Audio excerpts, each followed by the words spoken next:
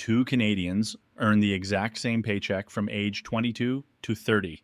By the time they hit 40, one is sitting on more than $500,000. The other is starting from zero. Same job, same income, same country. The only thing that separated them was what they did with their 20s. Most Canadians are told their 20s are for living. Travel now, save later. Your salary will catch up. You have time. But the math doesn't agree, and the gap between someone who builds wealth in their 20s and someone who spends it is now wider than at any point in modern Canadian history. This isn't about guilt. It's about showing you in real Canadian dollars what each path actually looks like by the time you turn 40. In late 2024, Statistics Canada released its Survey of Financial Security, the most detailed look we get at how wealth is actually distributed in this country. Buried in the data was a number that almost nobody talked about. The median net worth of Canadian families, where the highest earner was under 35, jumped 179% between 2019 and 2023, climbing to $159,100.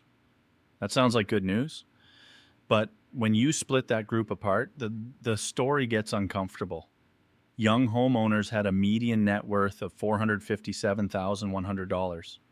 Young renters without a pension had a median net worth of $27,000. That's not a small gap. That's a 16-fold difference between two Canadians who are the same age. And the choices that put them on opposite sides of that gap were almost all made before their 30th birthday. Let's start with what an average Canadian in their 20s actually earns, because every projection in this video has to begin somewhere honest. Canadians aged 25 to 34 earn an average of around $45,953 per year.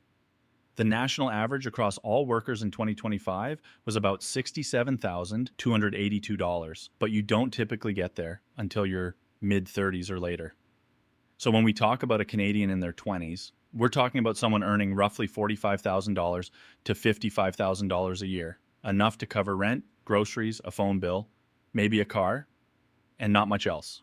This is the person sitting in the middle of the country, not struggling, not thriving, just normal. Now, here's the question almost no one runs the numbers on. If two of those normal Canadians make different choice for 10 years, one builds, one spends, where do they actually end up?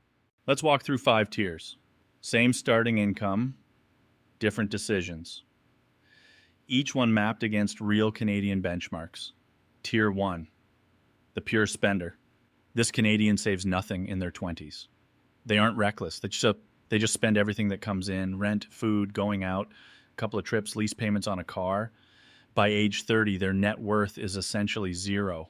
They're not in crisis, but they have nothing to show for 10 years of work. According to Statistics Canada's 2023 data, this is closer to the norm than people think. Among under 35 renters with no employer pension, the median net worth was just $27,000. Here's a reality check for you. This isn't a person making bad decisions in any obvious way. They're paying their bills, showing up to work, and living the life Canadian advertising tells them they should. The problem isn't the spending, it's the absence of a system underneath it. Tier 2. The casual saver. This Canadian puts away $100 a month into a TFSA starting at age 22, invested in a basic index ETF. Over 8 years, with a long-run average return of around 7%, that grows to roughly $13,000 by age 30. Not life-changing, but it's a foothold, and critically, they have the habit installed. They know how to pay themselves first. Reality check. A lot of Canadians believe $100 a month is meaningless. The math says otherwise. Started at 22 and continued at the same rate to age 65, that single $100 habit becomes roughly $300,000 without ever increasing the contribution. Tier 3, the serious builder. This Canadian saves about 15% of their gross income, roughly $560 a month on a $45,000 salary.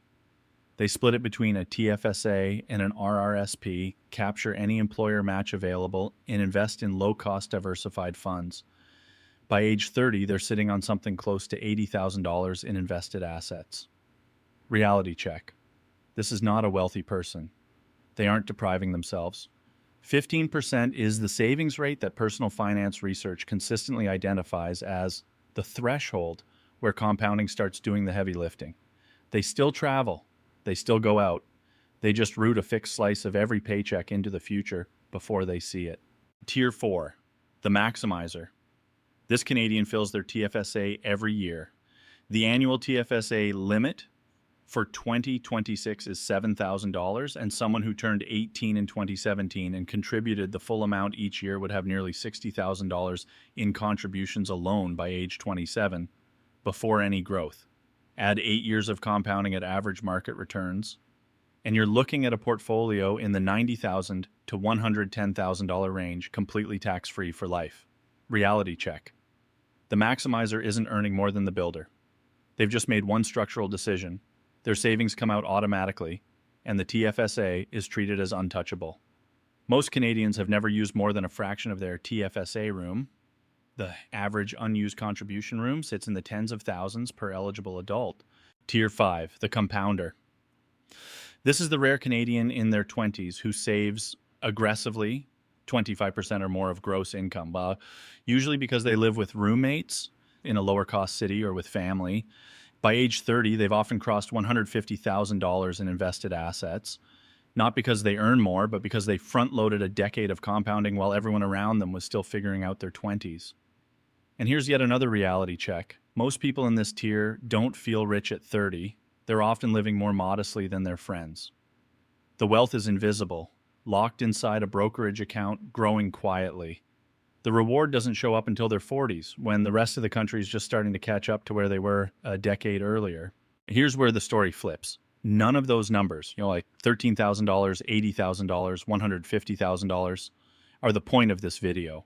The point is what those numbers turn into. Money invested in your 20s has roughly 40 years to compound before retirement. Money invested in your 40s has 20. That difference doesn't double the outcome. We'll keep showing it quadruples it, sometimes more. Take the casual saver, the $100 a month person.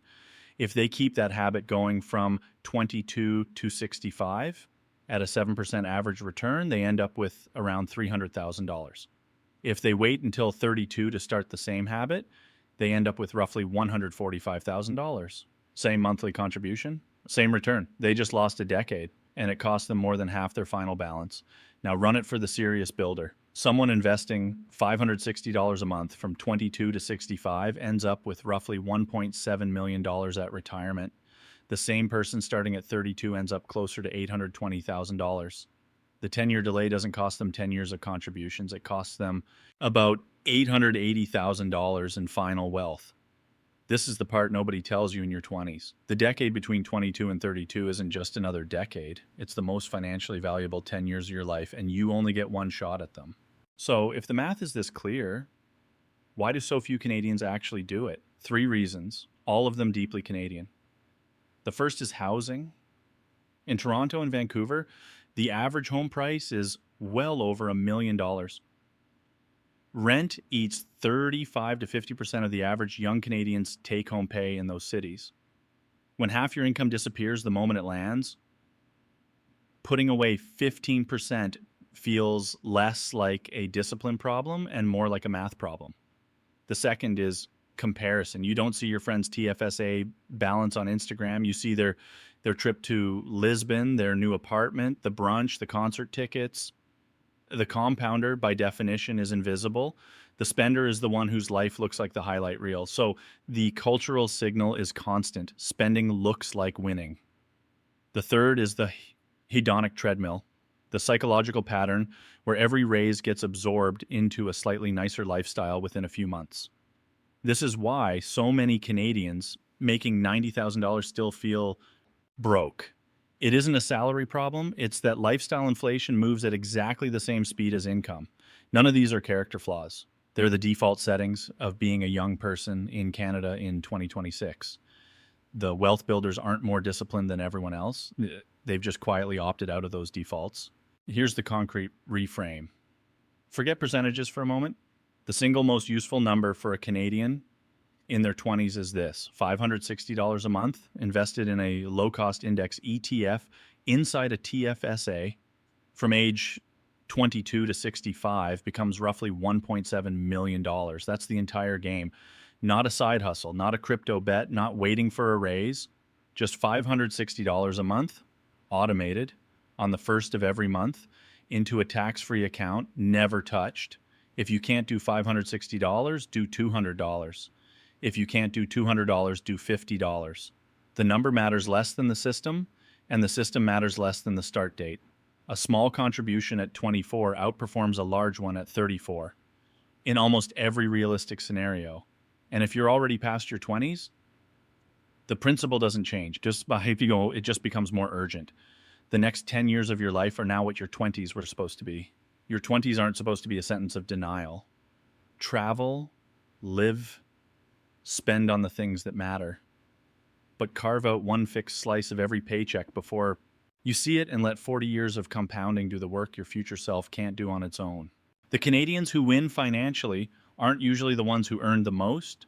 They're the ones who started the earliest and let the math do the work. Subscribe to Maple Money for the breakdowns no one taught you in school, the ones that show you exactly where you stand in real Canadian dollars at every stage of your life.